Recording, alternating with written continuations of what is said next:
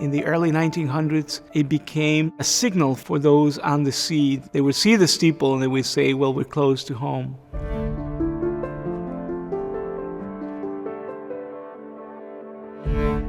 This church goes back to its foundation as a parish in 1907. At the time, the Catholic population in Stamford was growing. First stone was laid in 1925. It's a neo-Gothic church. The architect himself took care of the details, so everything is in harmony. It reminded me of traveling in Europe and seeing how the cathedrals were in Europe.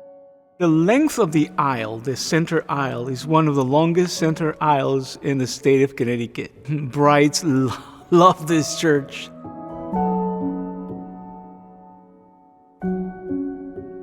Stained glass windows are exquisite. The arches.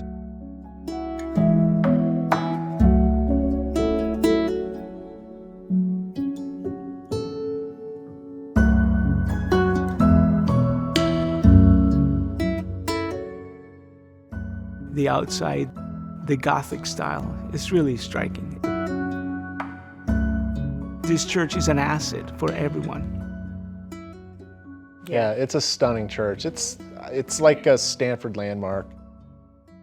I was looking at the archives, and I looked at the 1920s. I found Austrian last names, Slovak. There were some Germans, Irish, Polish, and many Italians. So from the beginning, it served the migrant communities. The makeup of the parish continues to be migrant-oriented. Many immigrants come here. We have people from all over the world. This is my church. St. Mary's is my home. I have my family by blood, but I also have my family from St. Mary's, and everybody cares about each other. The current parish makeup are some wonderful, wonderful people from South America. Father Faya has brought this over a few decades into a church that handles multicultural parishioners here. English is my first language, but when I pray in Spanish.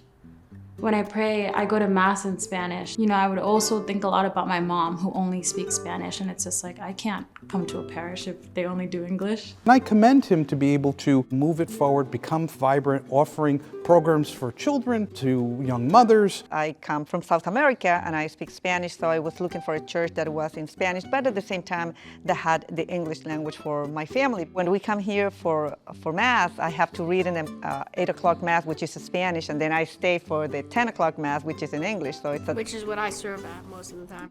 My sister had actually been an altar server before me, so I wanted to see what it was all about. I love doing it, and that's why I still do it to this day. My sister on the Sundays Masses, she normally sings. Glory to God in the highest, and on earth peace to people of good will.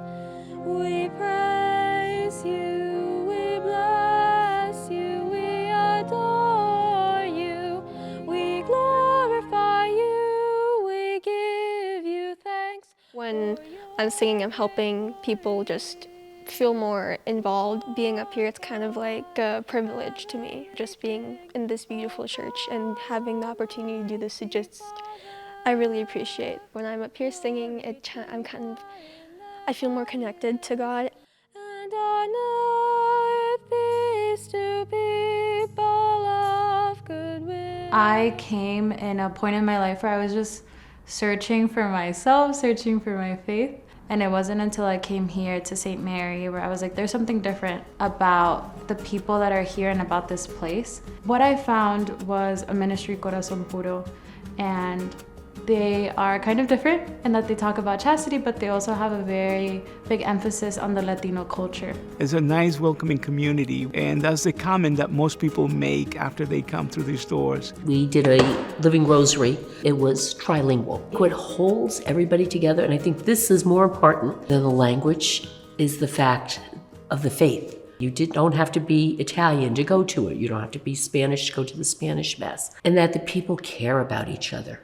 It's a pillar of the community where it's located, where all the people that live around here come here. St. Mary's really is a hub, an area that people can meet, community activities.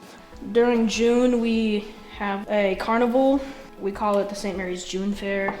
Some years we have a tag sale, a bunch of donated items that we can sell to gain money for the church. It becomes a point of reference for them socially. This is where they gather. When you have a beautiful church and a beautiful community, you have hope for the future. You also are giving a clear message of the fact that we're not alone, that God is with us. My mom and dad are also, they're both readers. My mom usually reads at the 7 o'clock Spanish Masses on Friday, and my dad usually reads at the 10 a.m. Mass on Sundays, which is what we always go to. The way we look at it is God first, and church is part of that. And so if we sort of structure our faith around our lives, then everything just falls into place. This became a parish of St. Mary. It had St. Benedict and St. Mary combined.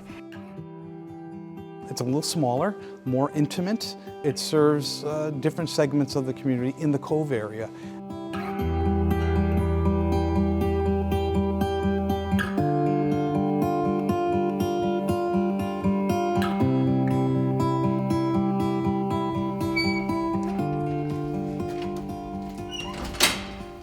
It's a small church and it's just very comforting. The young people that are involved are the Hispanic community. Between the two, St. Mary's and here, there's a lot of young people. They're building the church. The kids are very involved, and the parents become involved. The church was built out of fieldstone. So at this point, 100 years later, the cement in the joints is crumbling. If there is heavy rain, the gutters overflow. The water basically sifts in through, and it just makes its way inside the church. And it's just causing serious problems to the structure.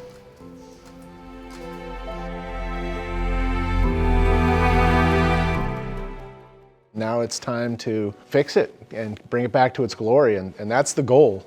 What I've seen in the last 2 or 3 years is our English community starting to build, and there are new families coming in that are changing over. And we are planning on adding more events that are in English. We would love for our kids to worship and continue with attending this church, and that's why we're trying to do anything and everything that is possible with the community to get this to restore properly so they can enjoy and their future families as well. All of that is being corrected now.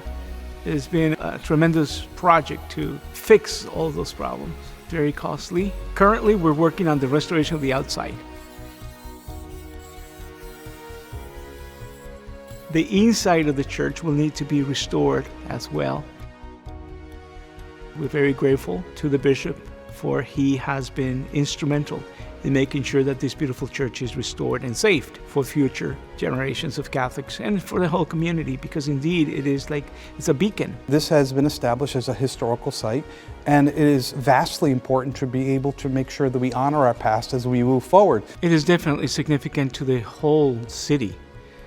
It is one of the few samples of neo-Gothic architecture in the area. I love this church, and I'm praying that people will realize and come forth and try to help us. If we didn't have this church, where would people go? St. Mary's is unique. You could never build this church again. The most important role is that of evangelizing and making sure that the sacraments are celebrated, the gospel is preached, and bringing people to a close relationship with the church, with Christ through the sacraments. That's basically our job, is to preach the gospel and to communicate the good news of Christ.